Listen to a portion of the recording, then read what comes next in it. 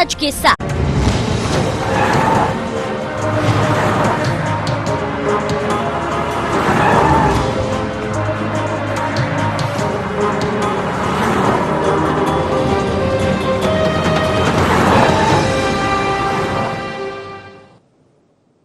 तो अगली खबर की हम बात करेंगे। एक खबर है सियासत में सिगरेट। आपको सुनकर लग रहा होगा कि सियासत में सिगरेट कैसे आ सकती है, लेकिन सिगरेट है। जब बात नेहरू की होगी तो बात सिगरेट की भी होगी। और एक बार फिर नेहरू पर भारतीय जनता पार्टी सरकार के मंत्री, चिकित्सा शिक्षा मंत्री विश्वास सारंग ने बड़ा बयान दिया है, बड़ा आरोप लगा दिया। उन्होंने कहा कि भोपाल प्रवास के दौरान नेहरू के लिए सिगरेट लेने सरकार का प्लेन जाता था, इंदौर से सिगरेट आती थी। सिगरेट का जिक्र भी किया कि नेहरू खाने के बाद ब्रांडेड 555 सिगरेट पीते थे, जिसे इंदौर से बुलाया जाता था। यानी आप समझ सकते हैं कि नेहरू का रहन सहन, नेहरू की जो जीने का तरीका है वो कैसा रहा होगा। ये हम नहीं कह रहे, हालांकि कई किताबों में इन तमाम तरह की बातों का जिक्र है।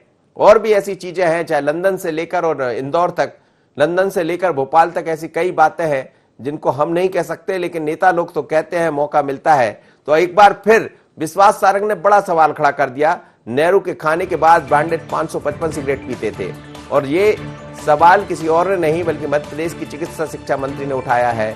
राज्यपाल के ऐतिहासिक नोट का भी उन्होंने हवाला दिया है। नेहरू परिवार के लोगों को देश से माफी मांगना चाहिए।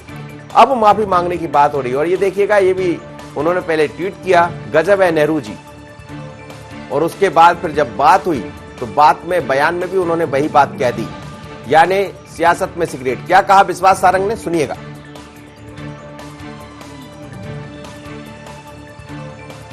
अभी तक तो हम यही सुनते आए थे कि नेहरू जी के कपड़े धुलने जाते थे इंग्लैंड और पेरिस, पर राजभवन के दस्तावेज कहते हैं नेहरू जी की सिगरेट बुलाने के लिए मध्य प्रदेश सरकार का प्लेन इंदौर जाता है। ऐशो आराम के लिए इस देश पर राज किया नेहरू परिवार ने, और ये हम पहले से कहते आए, और ये हम नहीं कह रहे।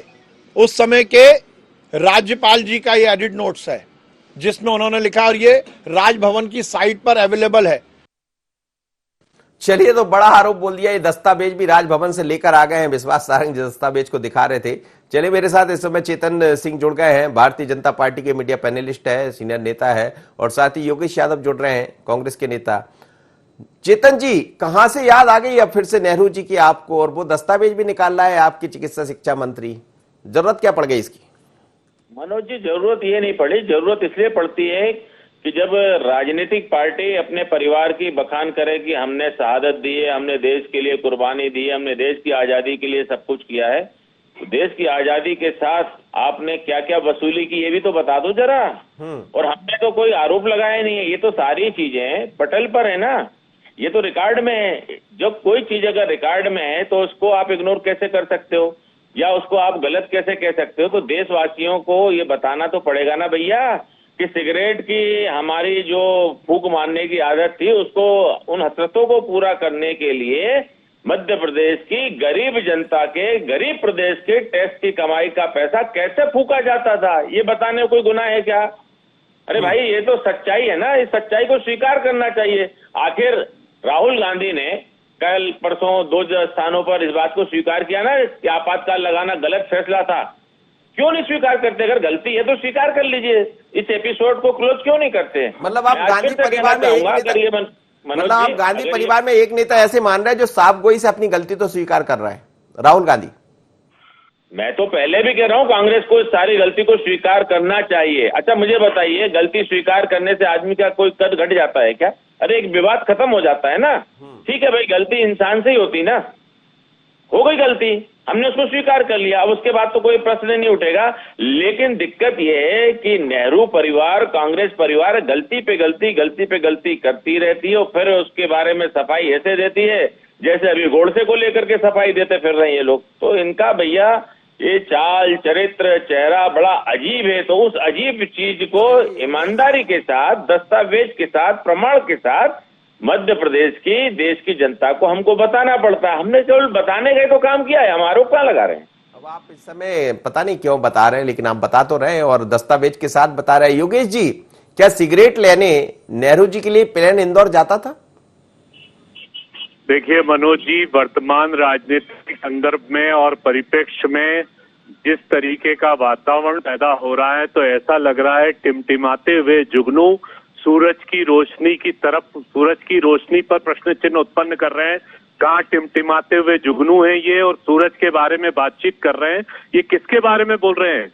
पंडित जवाहरलाल नेहरू अंतर्राष्ट्रीय छवि के नेता हैं, और उनकी जो मान्यता इस देश में नहीं विदेशों में रही है, उनके त्याग और बलिदान, और भारत के लिए आजादी की लड़ाई लड़ने वाले, और ये जो सांस ले रहे हैं ना जितने टिमटिमते हुए जुगनू, ये पंडित जवाहरलाल नेहरू और महात्मा गांधी और गांधी परिवार की देन है।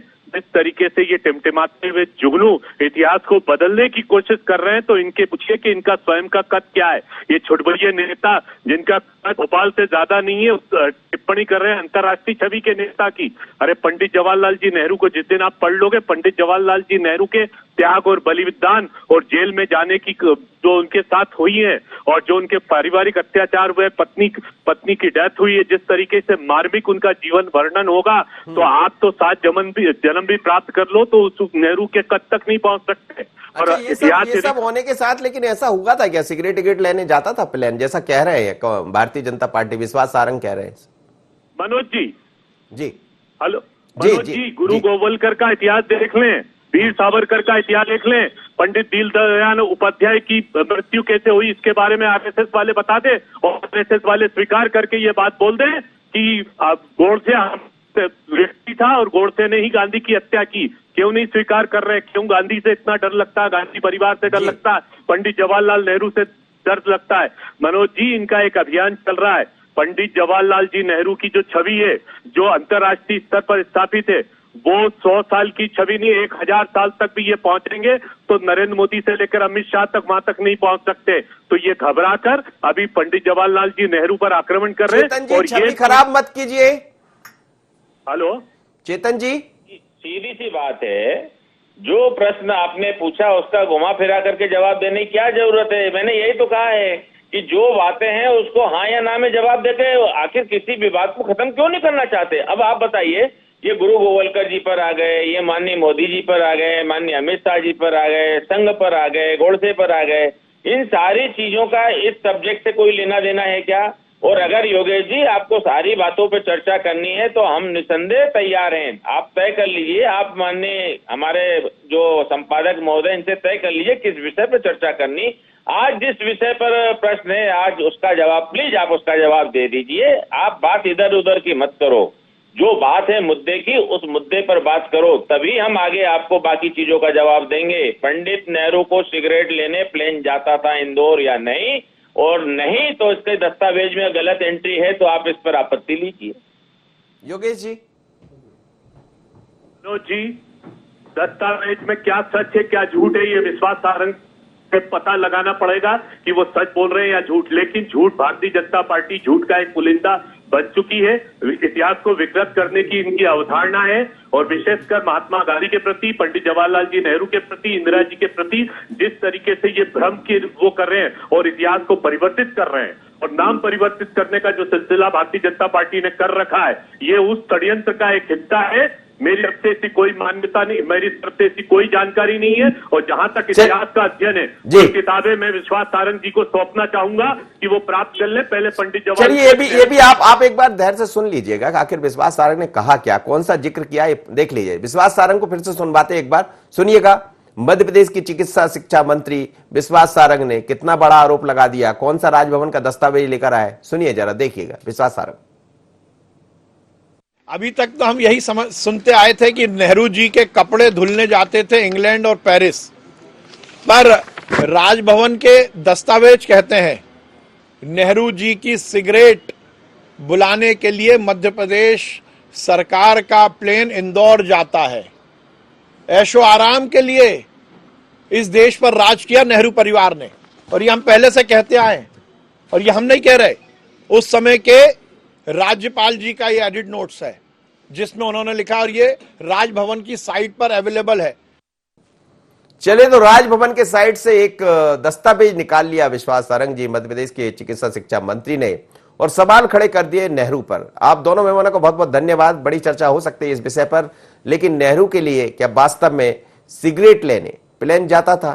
ये दस्तावेज में दर्ज है, जैसा विश्वास सारंग कह रहे हैं, हम नहीं कह रहे।